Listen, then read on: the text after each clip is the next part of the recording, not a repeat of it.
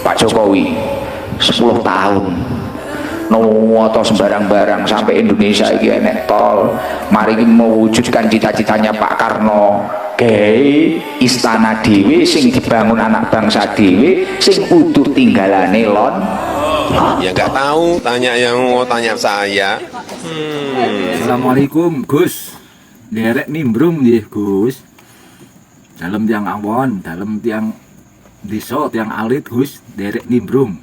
Izin juragan. Dun sewu.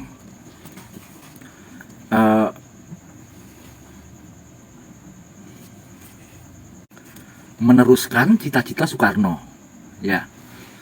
Nah, yang saya tahu Soekarno itu cita-citanya ya, salah satunya itu menjadi negara yang adidaya, yang menjadi mercusuar dunia, yang berdaulat, yang berdikari.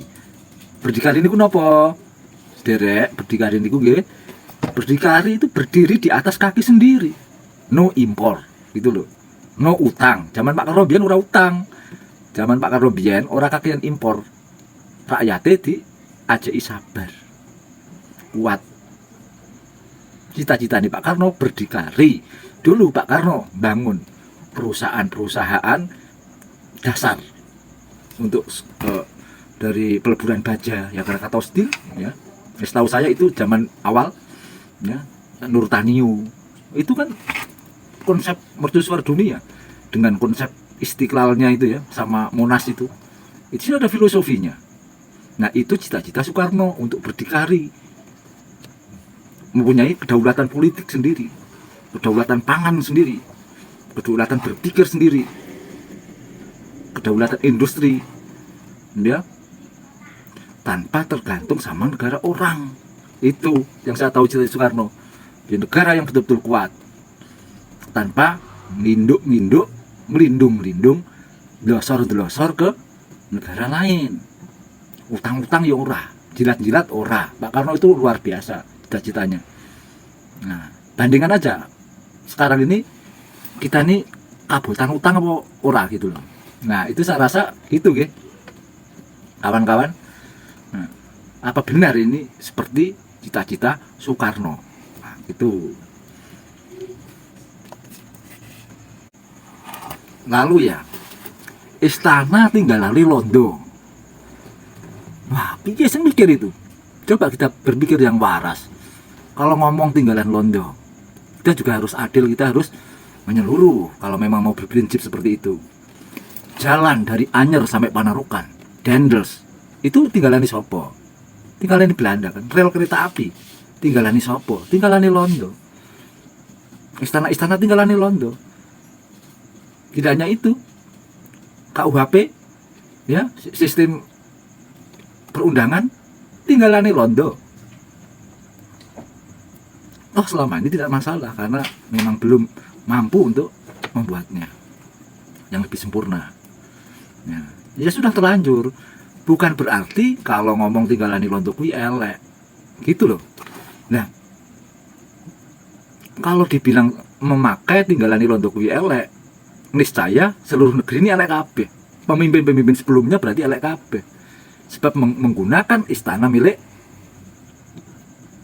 ya apa tinggalan Londo. Jalan-jalan yang dipakai tiap hari tinggalan di Londo. Jembatan-jembatan tinggalan di Londo. Beberapa gedung Londo. Kereta api Londo. Bukan begitu cara berpikirnya. Toh itu memang sudah diambil alih kekuasaan. Dahulu Belanda itu kekuasaan yang sah menurut PBB. Lalu kita ambil alih. Bukan berarti tinggalan itu terus haram tuh, enggak. Karena Belanda itu itu harta rampasan gitu loh. Kan kalah perang itu halal. Kalah perang balik. Toh yang dipakai dulu untuk bangun juga dari tenaga kita, dari kekayaan negara kita yang sebelum Indonesia ya. Yo nggak usah terlalu adu-adu dulu. Nek ngono sang pemimpin biyen salah kabeh, elek kabeh dadi dengan cara berpikir seperti itu. Nah, kalau mau ekstrim lagi ngomong nek tinggalani Londo elek. Oke, dulu kolonialisme itu kan 3G ya. Nah, di antaranya kan menyebarkan agama salah satunya.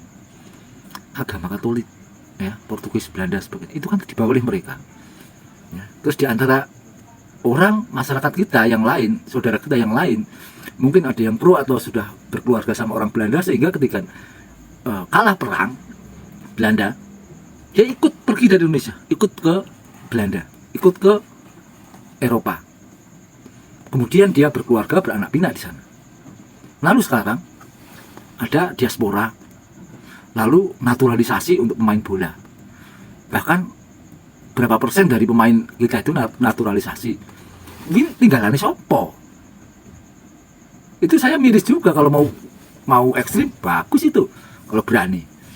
Pemain bola itu cuman 11 orang sama cadangannya piro.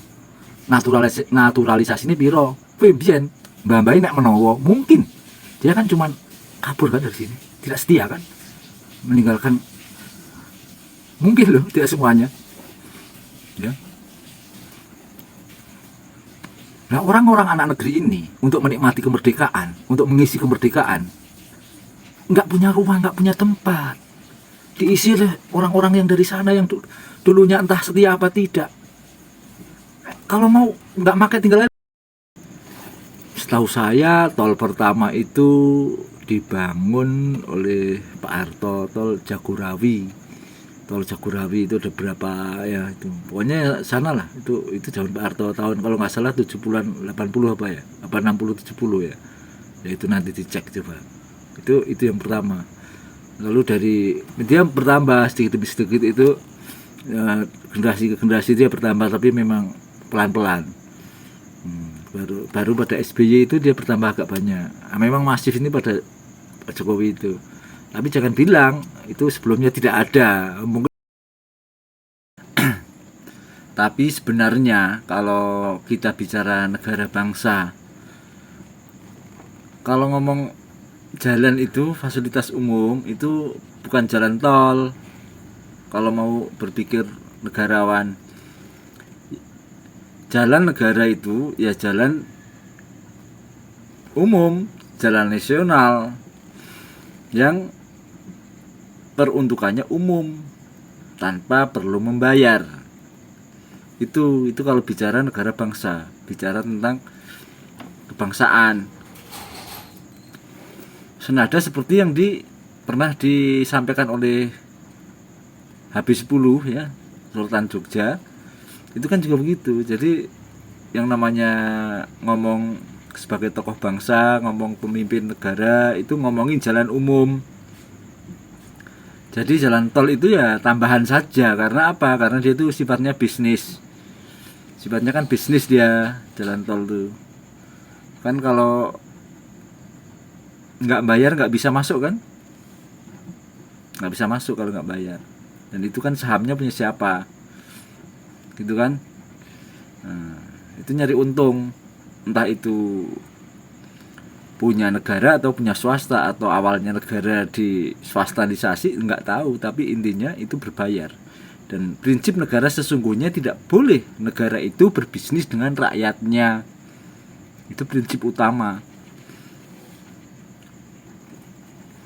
itu. Jadi sebetulnya yang layak dibicarakan adalah jalan umum negara. Sepanjang apa jalan baru, jalan negara itu dibangun, bukan jalan tol. Kalau jalan tol itu kuwi golek bati gitu loh.